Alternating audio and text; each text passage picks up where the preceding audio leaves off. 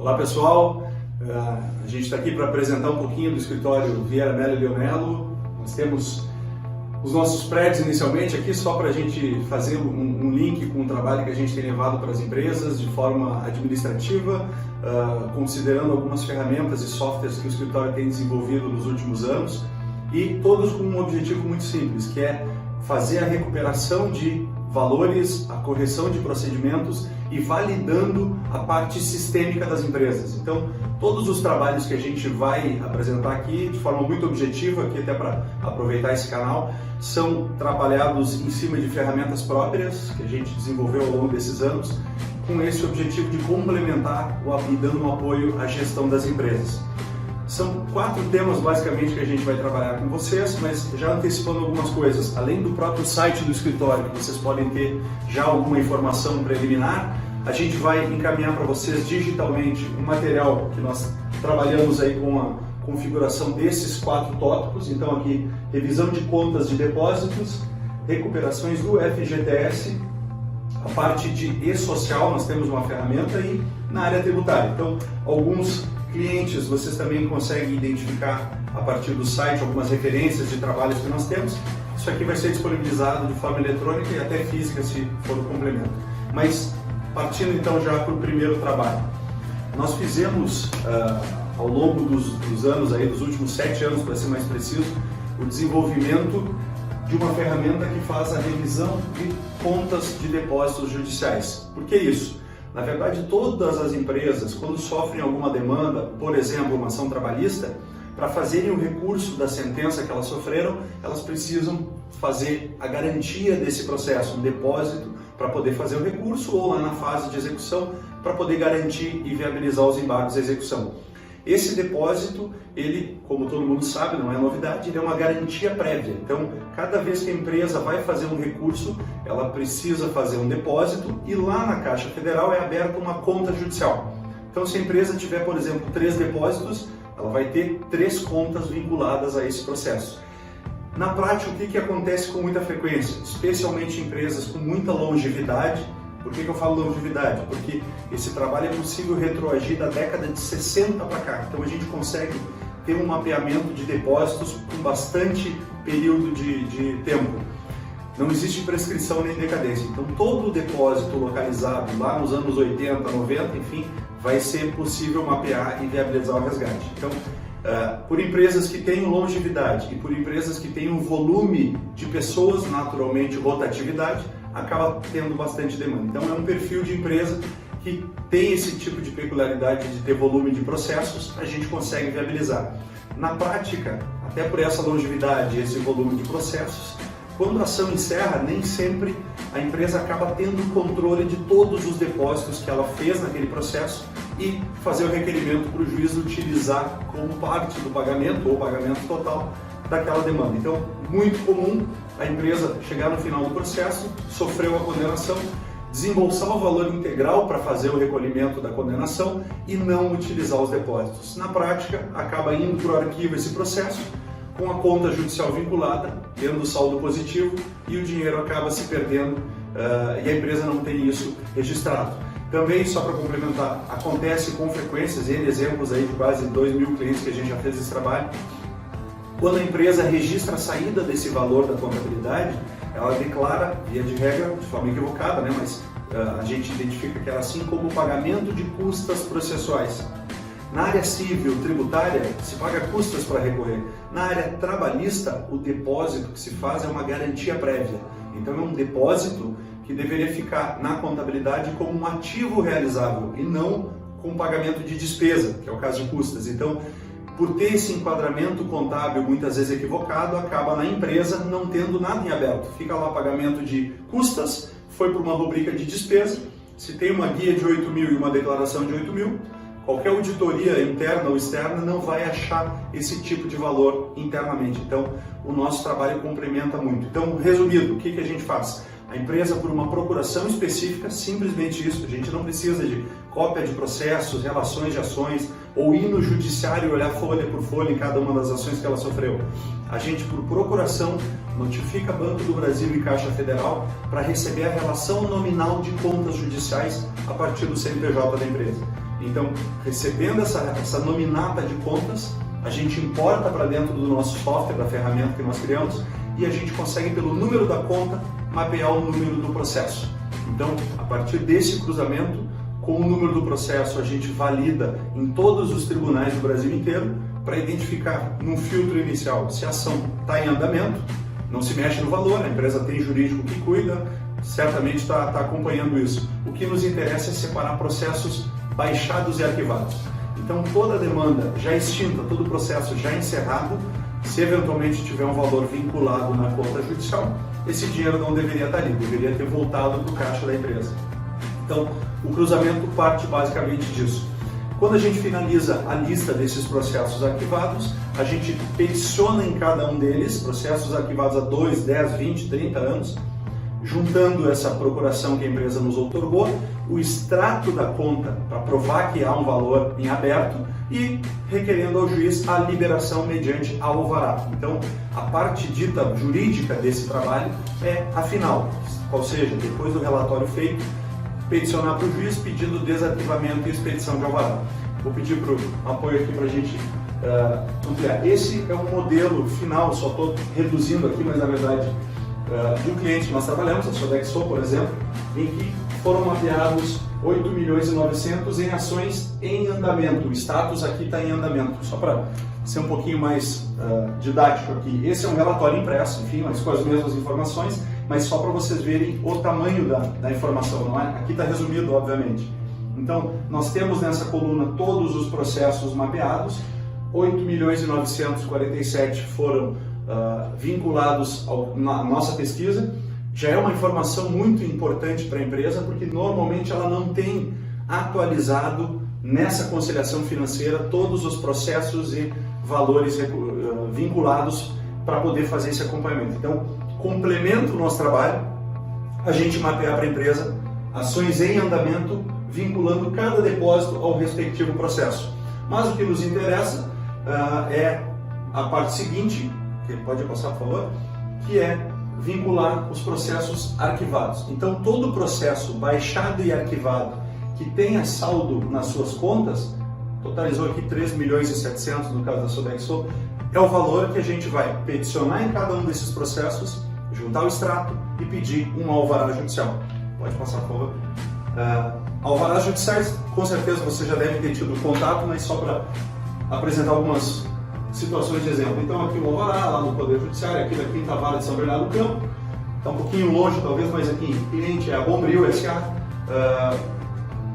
advogado, estou aqui, Vinícius Vieira Mello, e nós temos um valor, então está lá desde 2011, desde junho de 2011, 11.779,02 nesse processo. Então, a cada linha daquele relatório vai ter uma petição e uma expedição de alvará. Esse aqui no caso é da Bombril.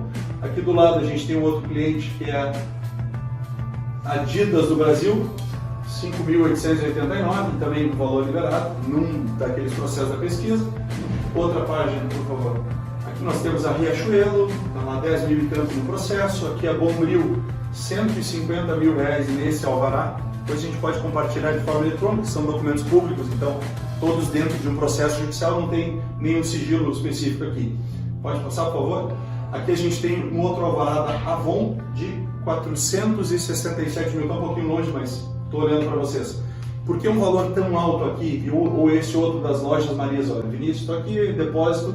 Em 2004 foi feito um depósito de 185 mil, a empresa fez os embargos e um ano e tanto depois acabou o jurídico fazendo um acordo com a parte em 10 parcelas. Pagaram as 10 parcelas, quando pagaram a última, pediram para o juiz arquivar o processo porque tinham quitado e esqueceram do valor depositado, que atualizado virou 357 mil nesse processo aqui da Marisa. Então, por que o valor é tão expressivo? Fazendo um retrospecto, mas muito rápido. O depósito recursal criado lá na década de 60, ele é vinculado ao salário mínimo. Então, o primeiro recurso é em torno de 10 salários mínimos, hoje 10 mil reais. O segundo e terceiro recurso, o dobro. Então, vamos usar 20 mil reais para fazer o recurso. São até 4 depósitos por processo. Então, é um valor fixo vinculado a cada processo por recurso. No caso das garantias de execução, que é o exemplo que eu tenho aqui, por exemplo, da Marisa, a empresa foi condenada, depois de todos os recursos, a R$185 mil. Para ela poder fazer os embargos, para ela poder se defender ainda na segunda fase, que é a execução, ela não pode depositar um valor fixo, ela deposita o valor da condenação. Condenada a 185, foi esse o valor que ela depositou, fez os embargos, e aí, por isso, a diferença de valor. Então, esses mais expressivos, 460, 350, são valores de garantia de execução com correção desde da época em que foram feitos os depósitos. Pode seguir. Alguns exemplos finais aqui que o nosso software gera de possibilidades de gráficos, de performance, etc. Aqui, da Sodexo, nossa cliente, a gente mapeou então os 3 milhões com a atualização dos depósitos. Em cada um dos meses, nós vamos prestando contas com todos os alvarás resgatados no mês, acompanhados do comprovante de resgate. Então, aqui ó, em maio de 18, levantamos 290 mil, em junho de 18, 164 e assim por diante, até, isso aqui está atualizado até dezembro, foi 31 mil o levantamento do mês de dezembro. Um resumo final, dos 3 milhões, nós já levantamos 1 milhão e 800 e temos ainda por resgatar 1 milhão e 400. Qual é a lentidão disso ou a velocidade disso? A nossa etapa do relatório, ela demora em torno de 30 a 40 dias. Então a gente tem mais ou menos esse lapso de tempo, dependendo do porte da empresa, mas esse é o cronograma padrão. Feito isso, nós peticionamos em todos os processos e aguardamos a liberação do juiz pelo alvará judicial. Então, por isso que acaba saindo em etapas, a cada comarca que vai liberando o alvará, a gente vai fazendo o resgate, Caixa Federal ou Banco do Brasil, dependendo da natureza do depósito. Então, essa gradatividade aqui dos levantamentos, ela é feita a partir da liberação em cada um dos cartórios. Então, nós fazemos o trabalho cronologicamente em 30 a 40 dias, protocolamos, a partir daí a gente depende do Poder Judiciário para liberar os valores. A maioria dos processos hoje, notícia boa, tem sido de forma eletrônica, então tanto o peticionamento quanto a expedição do alvará, ela é eletrônica, então a gente não tem a demanda de desarquivar um processo físico, muitas vezes ele está até incinerado de tão antigo que é, a gente tem que fazer esse levantamento, hoje pode ser quase todo ele eletrônico, então nos dá muita velocidade. Resumo disso como estimativa, em torno de 60 a 90 dias a gente já consegue ter os primeiros valores resgatados para a empresa dentro desse trabalho. E assim segue até que se esgote todo o levantamento. Seguindo um pouquinho, só para complementar, aqui Vicunha, um outro cliente, mapeamos lá 2 milhões e 100 e já levantados aqui nesses quase um ano de trabalho 1 milhão e 300 e ainda tem 870 mil para levantar. Uma performance aí do escritório de 60% nesses 9, 10 meses.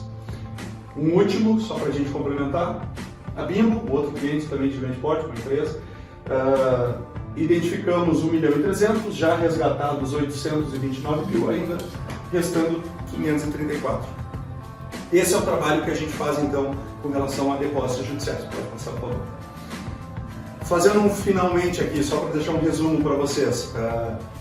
Dentro desse trabalho nós fazemos então o mapeamento eletrônico das contas judiciais, vinculação dessa conta com o respectivo processo, né? Então essa conciliação financeira que eu comentei, o cruzamento dos processos com status no Poder Judiciário, separando o que é ação em andamento, a empresa cuida disso, ela já tem jurídico, não é o nosso foco, mas processos baixados e arquivados, a gente atua para requerer o desarquivamento e expedição de alvará. Identificação de valores que são possíveis de resgate, né, arquivados.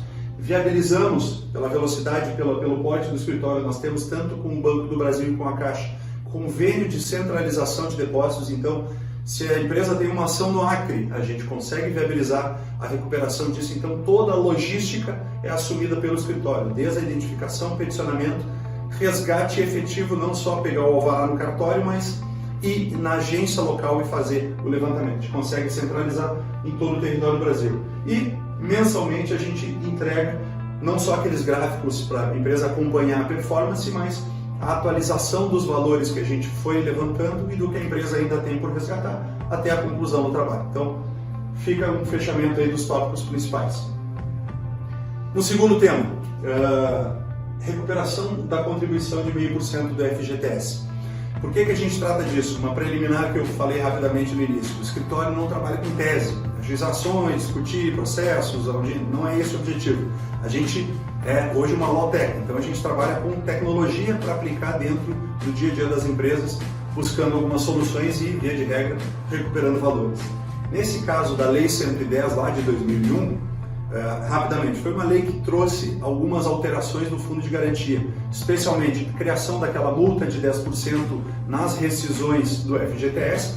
Agora o governo Bolsonaro, por uma medida provisória, extinguiu essa multa, então qualquer demissão a partir de 1º de janeiro não precisa mais pagar esses 10%, fica só os 40% de multa para o funcionário.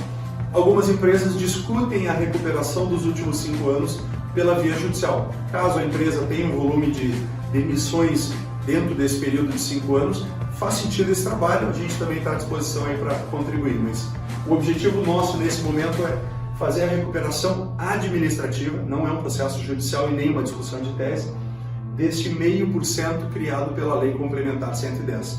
Lá em 2001, assim como é hoje, na verdade, a alíquota do FGTS era 8%.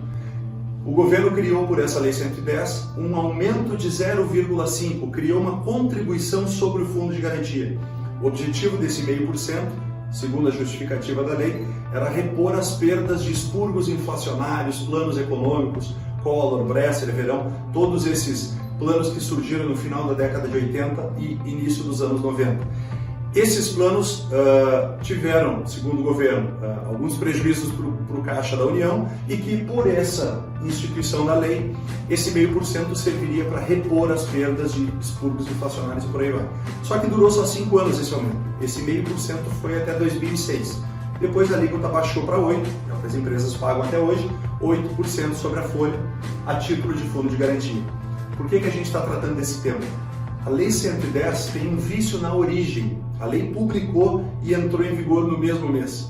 Todo mundo deve já ter ouvido falar que dentro do nosso ordenamento constitucional até não se pode criar um imposto ou aumentar uma alíquota com vigência imediata. O famoso princípio constitucional da anterioridade.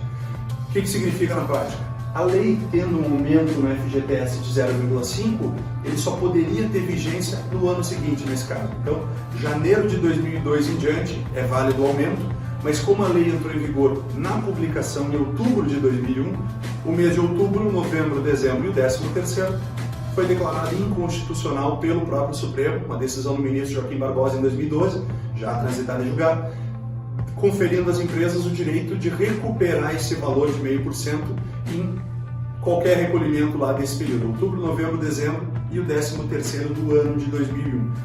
Somando esses 4 períodos, então nós temos meio em outubro, meio em novembro, dezembro e o 13º. Nós temos, somando os 4, 2% sobre o valor da folha da empresa lá em 2001, corrigido hoje por 19 anos. Esse é o valor que, de forma administrativa, a Caixa Federal é obrigada a devolver para empresas, e aí tem uma vírgula lá no acórdão do Supremo que diz, desde que cada empresa faça o seu requerimento.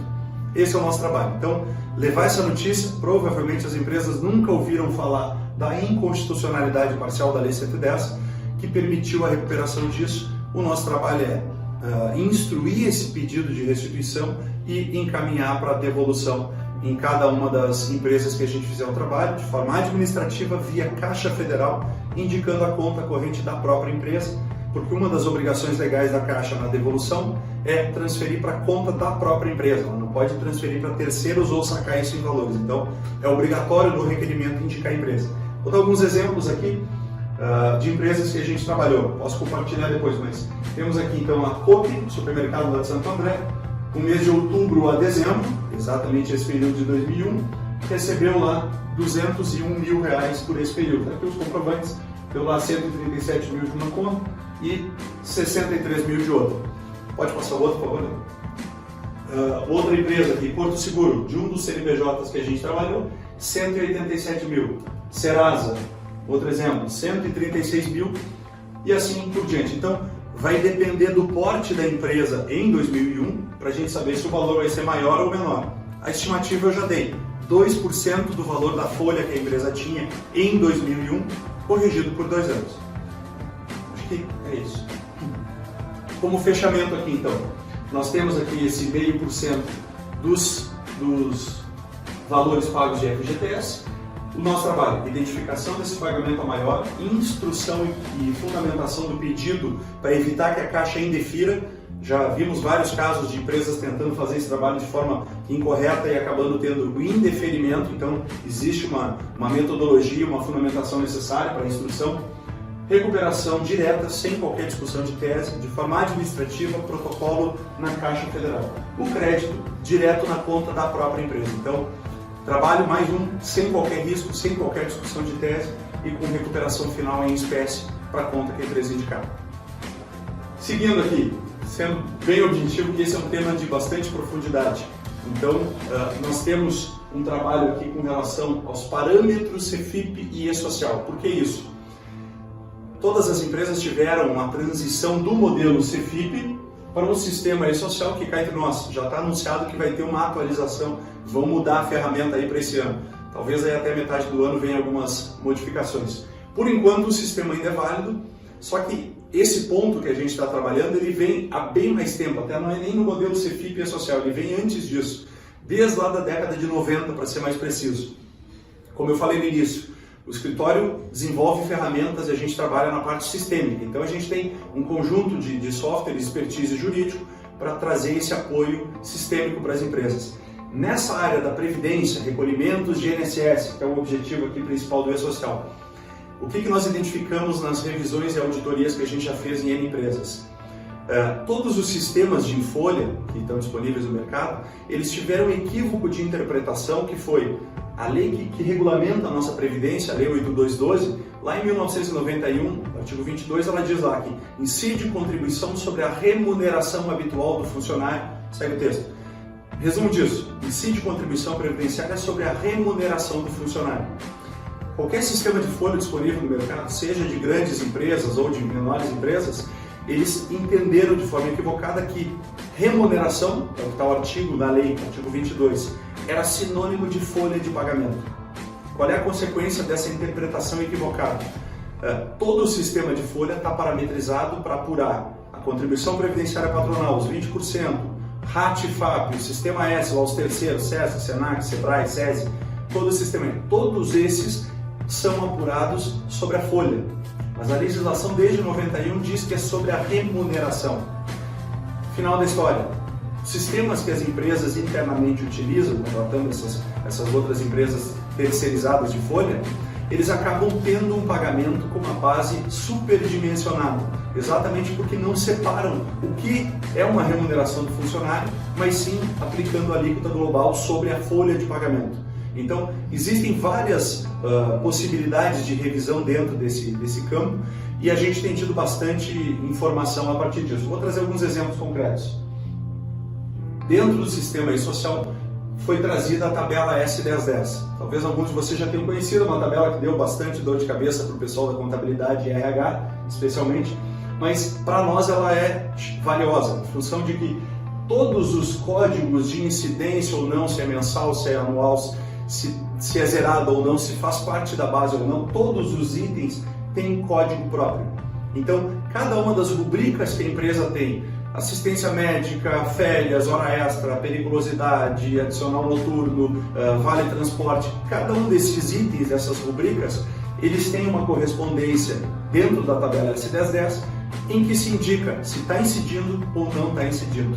O que nós vamos fazer então como escopo do trabalho? A gente desenvolveu uma ferramenta em que nós importamos essa tabela da Receita Federal, tabela S1010 dentro do E-Social, e a gente cruza com os parâmetros recolhidos dentro da vigência do que o sistema interno da empresa tem. Então a gente faz essa vinculação para identificar se a parametrização do sistema interno está de acordo com a tabela S1010 ou se eventualmente a empresa está pagando sobre rubricas que não deveria. Já antecipo algumas aqui que normalmente as empresas têm pagamento equivocado. Hora extra intervalada de jornada.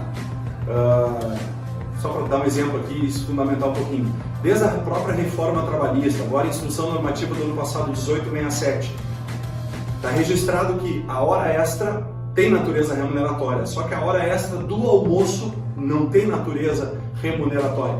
Então, quando no final do dia um funcionário faz uma hora extra, em vez de sair às 6, ele saiu às 7, ele ganha um adicional de 50%, 60% por essa hora adicional trabalhada, e esse valor vai para uma rubrica lá na folha como pagamento de hora extra. Agora, Se a hora extra que ele fez foi no almoço, ao invés de sair meio-dia, saiu meio-dia e 40, esses 40 minutos, ele fez uma hora adicional, ele ganha uma hora extra por isso, só que a natureza dessa hora do almoço, da intervalar de jornada, ela é indenizatória. Sendo indenizatória, conforme o artigo 22 da 8212 que a gente falou há pouco, não faz parte da base de cálculo do INSS. Então, facilitando, todas as rubricas, assim como essa que eu citei da hora intervalar de jornada, assim como Vale Transporte, que desde 85 está na lei registrada que não tem natureza remuneratória, assistência médica, odontológica, Vale Alimentação, todos esses itens que por lei, de novo, não é tese, não estamos aqui trabalhando com pedido liminar ou buscando uma posição do judiciário, é o que existe na legislação vinculado à tabela S1010. Se não tiver registrado de forma específica e expressa aqui, como tem várias outras rubricas aqui, o caso de férias, por exemplo, a lei não é específica em afirmar se ela é remuneratória ou se é indenizatória. Resumo disso, uma tese judicial. Muitos escritórios entram com ações para ter um provimento do Poder Judiciário esclarecendo se ela é remuneratória ou não é. No nosso trabalho, está fora. Por quê? Não discutimos tese, o objetivo é trabalhar a lei. Vocês vejam que eu estou citando lei, eu estou citando instrução normativa, temos soluções de consulta. Esse é o trabalho que a gente é parametrizado para trabalhar na revisão dessa tabela do E-Social, vinculando com os parâmetros da empresa. Legislação. Então, o objetivo realmente é conferir e validar o sistema interno da empresa. Só para dar andamento aqui. Alguns olerites que a gente tem de empresas que trabalham, é muito comum pegar o salário do funcionário e repetir na base do INSS. Só que a gente tem coluna com descontos, coluna de pagamentos adicionais, e essa análise criteriosa de cada um dos itens é que normalmente acaba tendo algum equívoco de interpretação. Nosso trabalho é esse, é validar todos os funcionários, os olerites, os contra-cheques dos últimos 60 meses, né? Então se recuperaria os últimos 60 meses validando esses itens, porque a base não pode ser a mesma. A base do INSS é a remuneração, diferente do que os sistemas de folha aplicam. Pode passar outros. Aqui são layouts diferentes de empresas que a gente trabalha, então todos têm a mesma metodologia, pegar o salário e jogar na base do INSS. Ferramentas distintas, existem muitos sistemas disponíveis no mercado, mas todos com a mesma interpretação equivocada, sem considerar descontos ou acréscimos que têm uma natureza de benefício por lei. Pode passar, por favor. Aqui um outro olerite de outra empresa com a mesma metodologia, salário do funcionário 1.500, base do INSS 1.500. Então, acaba replicando o número. Passamos. A hora extra intervalar de jornada é uma rubrica que a gente, se a empresa não tem, nós sugerimos a criação porque precisa ser diferenciado da hora extra, como eu falei no início. Então, um exemplo de uma folha que tem a correspondência no código.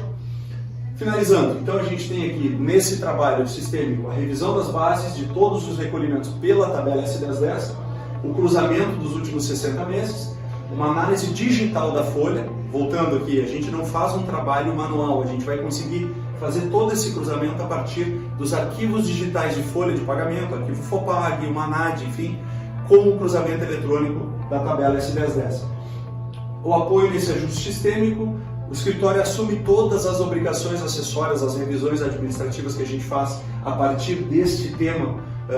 Existem incidências que a própria Receita Federal obriga que a empresa cumpra etapas, a gente trabalha nesse sentido, toda a obrigação acessória é feita por nós, retificações, emissões, via PERDComp Web e gerando as guias de CTF Web, ou seja, tudo dentro do próprio sistema E-Social, não existe nenhum trabalho físico que se faça, a própria ferramenta valida a correção ou invalida se a empresa estiver discutindo uma tese que a Receita não concorde, então todo o trabalho é dentro do sistema.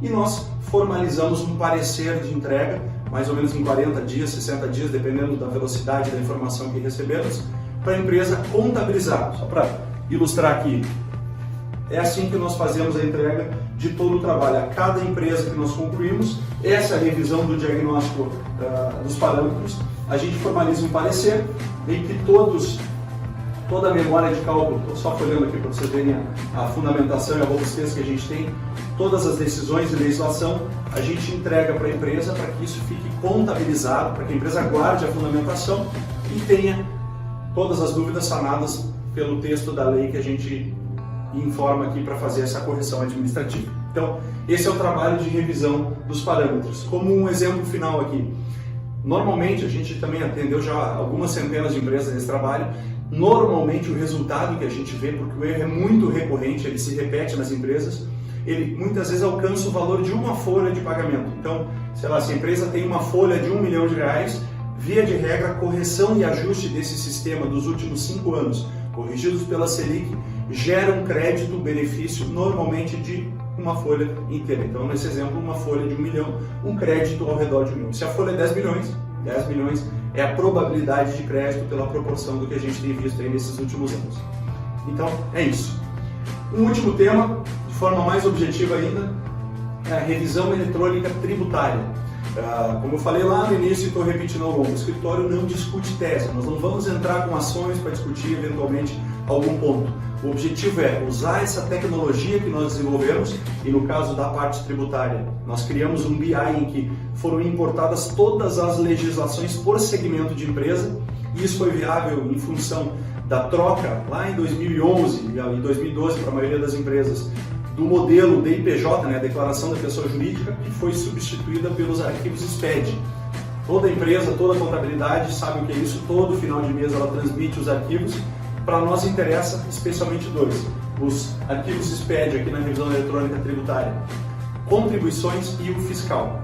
A partir deles a gente consegue importar toda a movimentação em termos de serviço, produtos que a empresa execute na sua atividade fim, fazendo uma validação com a legislação. Então a gente vai ter, quando vai trabalhar uma empresa, todos os temas são feitos em cima dessa análise legislativa por segmento. Quando a gente faz o cruzamento do arquivo SPED transmitido, ele tem que estar de acordo com o que a legislação daquele segmento informa. Fazendo isso, a gente gera da mesma forma um parecer, apresentando todas as eventuais inconsistências de classificação tributária e aí, no fim das contas, se a empresa pagou maior, viabilizar a recuperação disso também de forma administrativa, porque é baseado em lei, não discussão de tese. Todos esses trabalhos que a gente comentou aqui para finalizar são de forma administrativa, são realizados com tecnologia própria, pode ir passando aí, por favor, e o resultado entregue sempre pela metodologia de gráficos, de relatórios contínuos, em que a gente consegue demonstrar aqui, uma empresa que a gente trabalhou, a correspondência dos créditos que a gente vai mapeando e a forma de utilização. Esse suporte jurídico, contábil e administrativo a gente dá em todas as empresas. Pode passar, Leandro, por favor?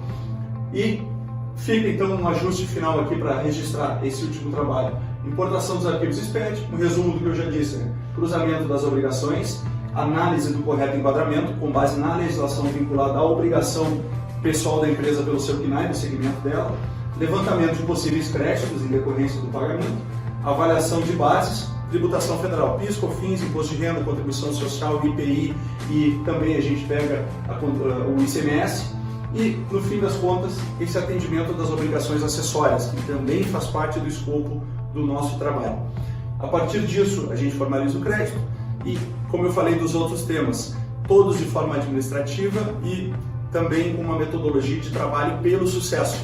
Todos os itens que a gente apresentou aqui e essas oportunidades de diagnóstico, de revisões sistêmicas e tudo, são feitos a partir de ferramentas próprias do escritório e de forma administrativa e pelo êxito. Então não há nenhum pagamento por hora técnica, por deslocamento, logística, todo esse escopo é feito pelo resultado. Então a gente trabalha pelo êxito em qualquer das funções.